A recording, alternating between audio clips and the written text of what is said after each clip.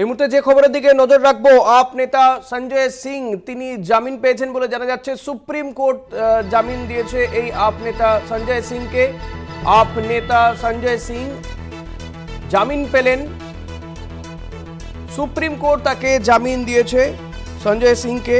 আমরা জানি গত কয়েকদিন আগেই দিল্লির মুখ্যমন্ত্রী অরবিন্দ কেজরিওয়ালকে আবগারি দুর্নীতি মামলায় গ্রেপ্তার করা হয়েছিল এবং তার অনেক আগেই গ্রেপ্তার হয়েছিলেন এই আপ সাংসদ সঞ্জয় সিং। দীপেন্দু ঘোষ রয়েছেন। দীপেন্দু, কি জানা যাচ্ছে এই বিষয়ে? আর বড় খবর, তার কারণ হচ্ছে যে দুর্নীতি মামলা, যে মামলা নিয়ে বারবার করে কেজরিওয়াল সরকার, আপ এবং বিরোধীরা যে অভিযোগ করছে কেন্দ্রের বিরুদ্ধে, মোদী সরকারের বিরুদ্ধে, জোর করে ভোটের মুখে ইডি, সিবিআই সমস্ত এজেন্সি লেলি দিয়ে যেভাবে বিরোধীদের মুখ কন্ট্রোল করার চেষ্টা করা হচ্ছে, সেইটা কিন্তু এবার কিন্তু পরিষ্কারভাবে সামনে চলে এলো। কারণ সুপ্রিম কোর্টে এই সঞ্জয় সিং অর্থাৎ আপের রাজ্যসভার সদস্য, তাকে কিন্তু জামিন দেওয়া হয়েছে। এবং সব থেকে গুরুত্বপূর্ণ এবং সব থেকে তাৎপর্যপূর্ণ যে বিষয়, সেটা হচ্ছে যে এই সঞ্জয় সিং এর যে জামিন, সেই জামিনের বিরোধিতা করেনি ইডি। তার কারণ এই সঞ্জয় সিংকে যখন গ্রেপ্তার করে ইডি, তখন কিন্তু এই আবগারি দুর্নীতি মামলায় যে মানি লন্ডারিং অর্থাৎ যে আর্থিক তছরূপের যে অভিযোগ উঠেছিল, সেই আর্থিক তছরূপের দায়ে এই অভিযোগে কিন্তু সঞ্জয় সিংকে গ্রেপ্তার করা হয়। কিন্তু সঞ্জয় সিং এর এখনো পর্যন্ত সঞ্জয় সিং এর বিরুদ্ধে কোনো চার্জশিট দিতে পারেনি। সঞ্জয় সিং এর বিরুদ্ধে যে অভিযোগগুলো আনা হয়েছে, যেভাবে আর্থিক তছরূপ করা হয়েছে বা দুর্নীতির অভিযোগ এনেছিল ইডি, সেই সংক্রান্ত কোনো তথ্য প্রমাণ কিন্তু সুপ্রিম কোর্টে জমা দিতে পারেনি। সুতরাং এই সঞ্জয় সিংকে জামিন কিন্তু দিতেই হতো। অর্থাৎ সুপ্রিম কোর্টে সঞ্জয় সিং এর যে জামিন, সেই জামিনে কিন্তু বিরোধিতা করতে পারেনি ইডি।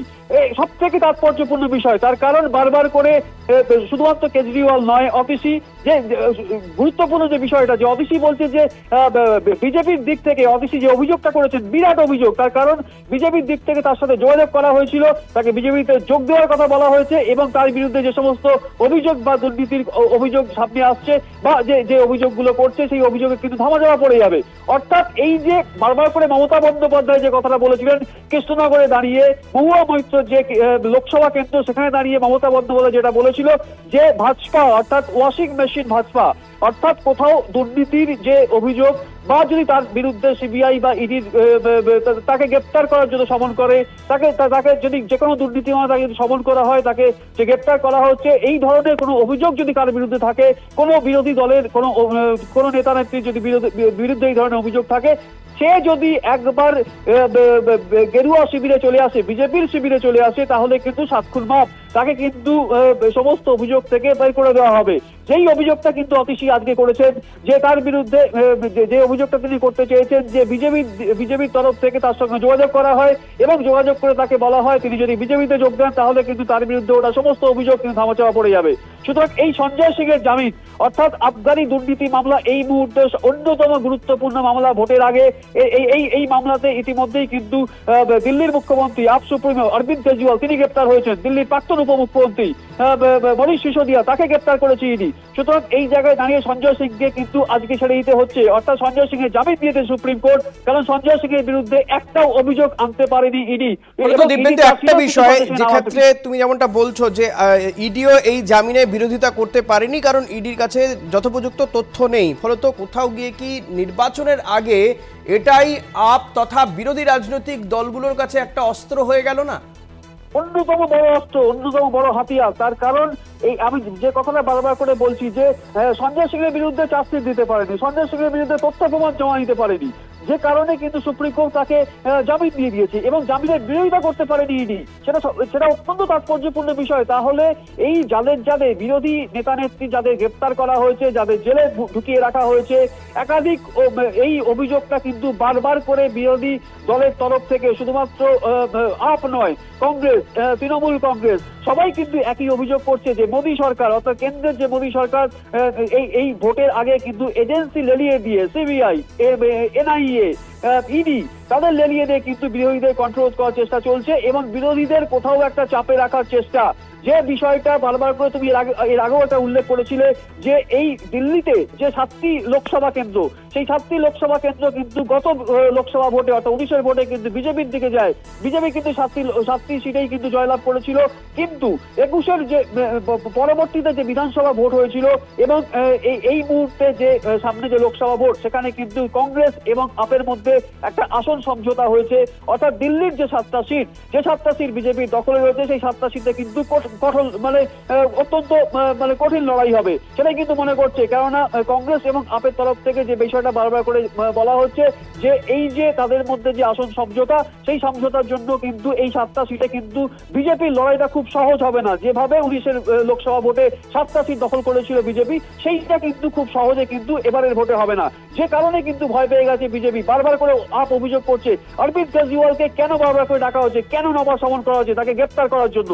কারণ ভোটের মুখে যদি অরবিন্দ কেজরিওয়ালকে গ্রেপ্তার করা হয়, তিনি কোনো প্রচারে যেতে পারবেন না, তিনি কোনো কথা বলতে পারবেন না বিজেপির বিরুদ্ধে। বিজেপির যে এই অপশাসন, কেন্দ্রে যে অপশাসন চলছে, সেই অপশাসনের বিরুদ্ধে কোনো কথা তাকে বলতে দেওয়া হবে না, তাকে মুখ বন্ধ করে রাখা হবে। যে কারণে অরবিন্দ কেজরিওয়ালকে গ্রেপ্তার করো, এবং ঠিক সেই কাজটাই কিন্তু হয়েছে, অরবিন্দ কেজরিওয়ালকে গ্রেপ্তার করা হয়েছে।